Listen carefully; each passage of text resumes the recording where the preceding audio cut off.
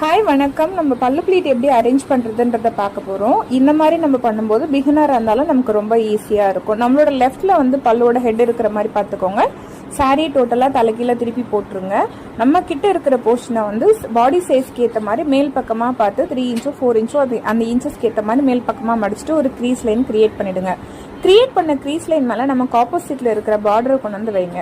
வச்சுட்டு ஃபுல்லாக ரிங்கிள்ஸ் இல்லாமல் நீட்டாக அரேஞ்ச் பண்ணிவிட்டு ஆப்போசிட்டில் இருக்கிற போர்ஷனை அயன் பண்ணி அந்த இடத்துல ஒரு க்ரீஸ் லைன் கிரியேட் பண்ணுங்கள்.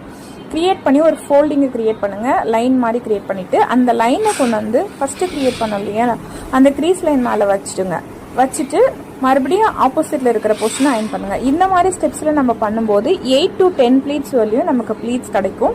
நீங்கள் பிகினராகவே இருந்தீங்கன்னா கூட இந்த ஸ்டெப்ஸ் வந்து உங்களுக்கு ரொம்ப ஈஸியாக இருக்கும். நம்ம பல்லுவை ஷோல்டர் பெயின் வரலையும் நம்ம அயன் பண்ணும்போது நமக்கு வந்து இந்த பல்லு பாட்டை அரேஞ்ச் பண்ணுறது ரொம்ப கஷ்டமான வேலையாகவே இருக்காது, ரொம்ப ஈஸியாகவும் முடிச்சிடும். இதே மாதிரியே நம்ம 3 to 4 டைம்ஸ் வரலையும் நம்ம பண்ண போகிறோம். இப்போ நம்ம 3rd டைம் மடித்து நம்ம அயன் பண்ணிகிட்ருக்கோம். மடிச்சுட்டு க்ரீஸ் லைன் கிரியேட் பண்ணுறோம். கிரியேட் பண்ண க்ரீஸ் லைனை மறுபடியும் மடிச்சுட்டு மறுபடியும் அந்த இடத்துலையும் ஒரு க்ரீஸ் லைன் கிரியேட் பண்ணுறோம். இதே மாதிரி நம்ம பண்ணி முடிச்சதுக்கப்புறம் சாரியை ஓப்பன் பண்ணி பார்க்கும்போது நமக்கு ஃபுல்லாக லைன்ஸ் வந்திருக்கும். இந்த லைன்ஸை வந்து நம்ம மேஜராக வச்சு ஃபுல்லாக பல்லு அரேஞ்ச் பண்ண போகிறோம். ஃபுல்லாக லைன் இருக்குங்களா, லைன் இருக்குது. நம்மக்கிட்ட இருக்கிற போர்ஷனை ஃபஸ்ட்டு மேல் பக்கமாக மடிச்சுட்டு ஒரு லைன் விட்டு ஒரு லைன் அதே மாதிரியே ஃபுல்லாக இந்த வீடியோவில் காமிக்கிற மாதிரியே மடிச்சுட்டே வந்துட்டு அரேஞ்ச் பண்ணிவிட்டு ஒரு பின் வச்சுருங்க. பின் வச்சு முடிச்சதுக்கப்புறம் பார்த்தீங்கன்னா மேலே வந்துட்டு நமக்கு ஃபுல்லாக நீட்டாக அழகாக நமக்கு வந்து பல்லு ப்ளீட்கான இது கிடச்சிரும். அதை அப்படியே பெக்ஸ் வச்சு ஹோல்ட் பண்ணிவிட்டு லைன்ஸை ஃபாலோ பண்ணி ஷோல்டர் பின் முடியும். இதே மாதிரியே நம்ம வந்து பின்ஸ் வச்சுட்டு வரோம்.